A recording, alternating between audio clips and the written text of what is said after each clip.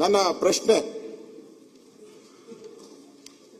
ಮೈಸೂರು ಆಸ್ಪತ್ರೆಯಲ್ಲಿ ದಾಖಲಾಗಿದ್ದಂತ 4ನೇ ವ್ಯಕ್ತಿ, 3 ಜನಕ್ಕೆ ಗುಂಡಾರಿಸಿದ್ದಾರೆ, 4ನೇವರೆಗೂ ಗುಂಡು ಹೊಡೆದಿದ್ದಾರೆ. ಆ 4ನೇ ವ್ಯಕ್ತಿ ಮೈಸೂರು ಆಸ್ಪತ್ರೆಯಿಂದ ನಿಗೂಢವಾಗಿ ಕಾಣೆ ಆಗ್ತಾರೆ. ಯಾಕೆ ಕಾಣೆ ಆಗ್ತಾರೆ? ಆತ ಸತ್ಯ ಸಂಗತಿ ಬಯಲು ಮಾಡ್ತಾನೆ ಅಂತೇನೆ ಕಾಣೆ ಆಗ್ತಾರ? ಯಾಕೆ ಕಾಣೆ ಆಗ್ತಾರೆ? ಅದು ಅವನು ಇದುವರೆಗೂ ಸರ್ಕಾರ ಹೇಳಿಲ್ಲ. ಅವರು ಸ್ಟೇಟ್ಮೆಂಟ್ ಅಲ್ಲೂ ನಾನು ನೋಡಿದೆ. ಆ ಸ್ಟೇಟ್ಮೆಂಟ್ ಅಲ್ಲಿ ರಾಮಲಿಂಗಾರೆಡ್ಡಿ ಅವರಲ್ಲಿಯೂ 4ನೇ ವ್ಯಕ್ತಿ ಇದ್ದಾನೆ. ಅಲ್ಲಿ ಎನ್ಕೌಂಟರ್ ಆದಂತಹ ಸಂದರ್ಭದಲ್ಲಿ 4ನೇ ವ್ಯಕ್ತಿ ಇದ್ದಾನೆ. ಆ 4ನೇ ವ್ಯಕ್ತಿ ಬಗ್ಗೆ ಇವರ ಸ್ಟೇಟ್ಮೆಂಟ್ ಅಲ್ಲಿ ಎಲ್ಲೂ ಇಲ್ಲ. ನನ್ನ ಪ್ರಶ್ನೆ ಸರ್ಕಾರಕ್ಕೆ, ಡೌಟ್ ಎಲ್ಲಿ ಬರ್ತಾ ಇದೆ ಜನಗಳಿಗೆ? ರೈತರ ಸಂಘ ಯಾಕೆ ಹೋರಾಟ ಮಾಡ್ತಾ ಇದ್ದಾರೆ? ರೈತರು ಯಾಕೆ ಹೋರಾಟ ಮಾಡ್ತಾ ಇದ್ದಾರೆ? 5,000 ಜನ ಯಾಕೆ ಸೇರ್ಬಿಟ್ರು? ಏನೋ ಇವನ್ ಕಾಡುಗಳ್ಳ ಅಂದಿದ್ರೆ, ವೀರಪ್ಪನ ಕಾಡುಗಳ್ಳ ಅಂತ ನಾವು ಕೇಳಿದ್ವಿ, ಇವ್ ಕಾಡುಗಳ್ಳ ಅಂತ ಹೇಳಿದ್ರೆ ಇಷ್ಟೊಂದು ಜನ 5,000 ಜನ ರೈತರೆಲ್ಲ ಬಂದು ಹಸಿರು ಟವಲ್ ಹಾಕೊಂಡು ಯಾಕೆ ಹೋರಾಟ ಮಾಡ್ತಾ ಇದ್ರು? ನನ್ನ ಪ್ರಶ್ನೆ.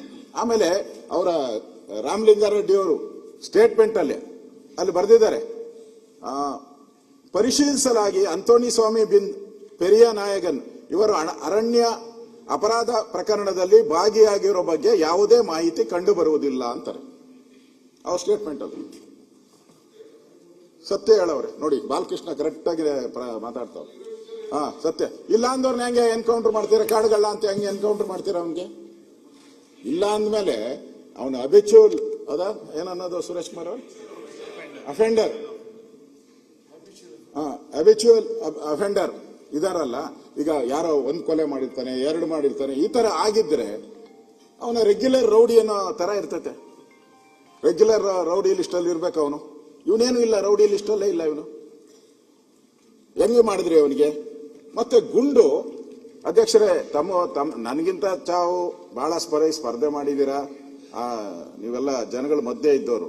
ಒಂದು ಅರ್ಥ ಮಾಡ್ಕೊಳ್ಳಿ, ಕಾಡಲ್ಲಿ ಫೈರಿಂಗ್ ಆಗ್ಬೇಕಾದ್ರೆ, ಕಾಡು ಗೊತ್ತಲ್ಲ, 1000 ಕಿಲೋಮೀಟರ್ ಇರ್ತದೆ. ಫೈರಿಂಗ್ ಆಗ್ಬೇಕಾದ್ರೆ ಎಷ್ಟು ರೇಂಜಲ್ಲಿ ಆಗ್ಬೇಕು? ಪರಮೇಶ್ವರ್ ಉತ್ತರ ಕೊಡ್ತಾರೆ, ಆಮೇಲೆ ಕೇಳಿ. ಅವರು ಪರಮೇಶ್ವರ್ ಸತ್ಯ ಹೇಳ್ತಾರೆ ಅಂತ ನಾನು ತಿಳ್ಕೊಂಡು, ಎಷ್ಟು ಇದಾಗಬೇಕು? ಒಂದು ಅರ್ಧ ಕಿಲೋಮೀಟರ್ ದೂರ ರೇಂಜ್ ಏನಿರ್ತದೆ ಅದರದ್ದು?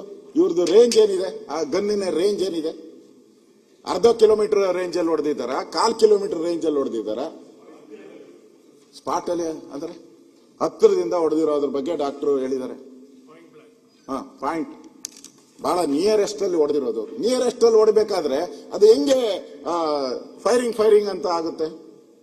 ಹೇಳಿ, ನೀವು ಉತ್ತರ ಕೊಡಿ. ನಾನೇನು ಇದಕ್ಕೆ ನಾನು ಕೇಳ್ತಾ ಇರೋದು ನನ್ನ ಸ್ಯಾಟಿಸ್ಫ್ಯಾಕ್ಷನ್ಗಲ್ಲ ನಾನು ಉತ್ತರ ಕೇಳ್ತಾ ಇರೋದು. ಅಲ್ಲಿ ಯಾರು ಇಡೀ ರಾಜ್ಯದ ಜನ ಪ್ರಶ್ನೆಗಳನ್ನು ಕೇಳ್ತಾ ಇದ್ದಾರೆ, ಅಲ್ಲಿ ರೈತರು ಕೇಳ್ತಾ ಇದ್ದಾರೆ, ಅವ್ರ ಪ್ರಶ್ನೆ.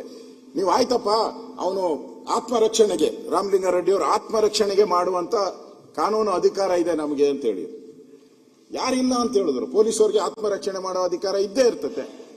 ಜನಗಳಿಗೂ ಹಂಗೆ ರಕ್ಷಣೆ ಮಾಡುವಂತ ಅಧಿಕಾರ ಜನಗಳಿಗೂ ಇದೆ ಸ್ವಾಮಿ. ಜನರ ಪ್ರಾಣನ ಹಂಗೆ ತೆಗಿಯಕ್ಕಾಗಲ್ಲ, ನೀವು ಸುಮ್ನೆ ತೆಗಿಯಕ್ಕಾಗಲ್ಲ.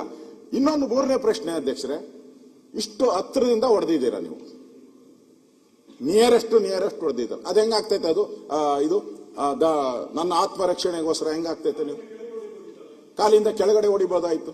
ಹೃದಯಕ್ಕೆ ಹೊಡೆದಿದ್ದಾರೆ, ಕತ್ತು ಹೊಡೆದಿದ್ದಾರೆ ಅವ್ರಿಗೆ. ಓಕೆ, ಆಯ್ತು. ಅವರ ಸ್ಟೇಟ್ಮೆಂಟ್ ಅಲ್ಲಿ, ರಾಮಲಿಂಗಾರೆಡ್ಡಿ ಸ್ಟೇಟ್ಮೆಂಟ್ ಅಲ್ಲಿ ನಮಗೆ ಮಾಹಿತಿ ಬಂತಂತೆ, ಇವರಿಗೆ ಅಲ್ಲಿ ಕಳ್ಳರಿದ್ದಾರೆ ಅಂತ ಮಾಹಿತಿ ಬಂತು. ನಾವು ಹೋಗಿ ರೈಡ್ ಮಾಡ್ತಿರುತ್ತೆ. ಕಳ್ಳರಿದ್ದಾರೆ ಅಂತ ಮಾಹಿತಿ ಬಂದ ಮೇಲೆ 4 ಜನ ಹೆಂಗ್ ಹೋದ್ರಿ ನೀವು? ಎಷ್ಟು ಜನ ಸ್ಟಾಫ್ ಇದ್ದಾರೆ ಆ ರೇಂಜ್ ಅಲ್ಲಿ? ನಿಮಗೆ 100-200 ಜನ ಇರ್ತಾರೆ. ನಾನು ಹೋಗಿದ್ದೀನಿ ಕಾಡಲ್ಲಿ, ಕೋಚಿಂಗ್ ಕ್ಯಾಂಪ್ಸ್ ಇರ್ತೈತೆ ಅಲ್ಲೇ. ನೀವು ಡಿ ಫಾರೆಸ್ಟ್ ಒಳಗಡೆ ಸುಮಾರು ಒಂದು 400-500 ರೆಗ್ಯುಲರ್ ಆಗಿ ಇದ್ದೇ ಇರ್ತಾರೆ ಅಲ್ಲಿ. ನಾನು ಹೋಗಿದ್ದೀನಿ, ಆ ಸ್ಪಾಟ್ಗೆ ಹೋಗಿ ಬಂದಿದ್ದೀನಿ. ನಾನು ಕೂಡ ರೆಗ್ಯುಲರ್ ಆಗಿರ್ತಾರೆ ಅಲ್ಲಿ. 4-5 ಜನ ಇರ್ತಾರೆ, ಓದೋರು ಬೇರೆ 4 ಜನ. ಇಷ್ಟು ಜನ ನಿಮಗೆ ಸ್ಟಾಫ್ ಇದ್ಕೊಂಡು, 100 ಜನ ಸ್ಟಾಫ್ ಇದ್ಕೊಂಡು ಅವ್ರನ್ನ ಸುತ್ತುವರೆದು ಯಾಕೆ ಹಿಡಿಯಕ್ಕಾಗಿಲ್ಲ? ಆಯ್ತು, ಹೊಡೆದ್ರಿ, ಏನು ಒಳ್ಳೆ ಇದು ಏನೋ ಸೀರಿಯಸ್ ಆಗಿ ಒಬ್ಬರಾದ್ಮೇಲೆ ಒಬ್ರು 3 ಜನ ಹೊಡೆದಾಕ್ಬಿಟ್ರಿ. 4 ಜನ ಹೊಡೆಯುವಂತ ಅವಶ್ಯಕ, 3 ಜನ ಸಾಯಿಸುವಂತ ಅವಶ್ಯಕತೆ ಏನಿತ್ತು ಇದರಲ್ಲಿ?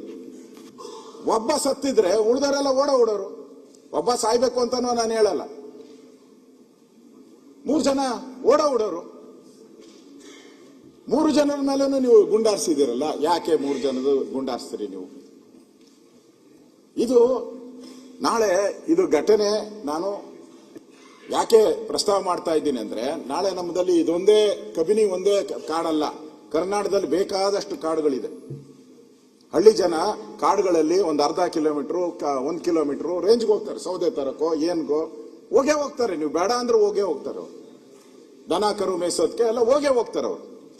ಇದೊಂದು ಇನ್ಸಿಡೆಂಟ್ ನೀವು ಕರೆಕ್ಟ್ ಆಗಿ ಏನಾನ ನೀವು ಕ್ರಮ ಆಗಿಲ್ಲ ಅಂದ್ರೆ ನಾಳೆ ಕಾಡೊಳಕ್ಕೆ ಯಾವನು ಹೋಗಂಗೆ ಇಲ್ಲ. ಹಂಗಾರೆ ಬದುಕೆ ಅಲ್ಲಿ ಕಟ್ಕೊಂಡಿರ್ತಾರೆ. ನೀವು ಬಹಳಷ್ಟು ಜನ ಕಾಡಿನಲ್ಲಿ ವಾಸ ಮಾಡೋರು ಬದುಕನ್ನೇ ಅಲ್ಲಿ ಕಟ್ಕೊಂಡಿರ್ತಾರೆ. ನಾನು ಹೋಗಿದ್ದೀನಿ, ಅಲ್ಲಿ ಗ್ರಾಮ ವಾಸ್ತವ್ಯ ಮಾಡಿ ಬಂದಿದ್ದೀನಿ. ಅದೇ ಕಾಡಲ್ಲಿ ನಾನು ಕೂಡ ಗ್ರಾಮ ವಾಸ್ತವ್ಯ ಮಾಡಿದ್ದೀನಿ. ನಾನು ಅಲ್ಲಿಗೆ ಅದರಿಂದ ನನ್ಗನ್ಸೋವಂಥದ್ದು ಈ ಹತ್ತಿರದಿಂದ ಯಾಕೆ ಗುಂಡುಗಳು ಬಂತು ಅನ್ನೋದು ಕೂಡ ನಮ್ಮ ಪ್ರಶ್ನೆ.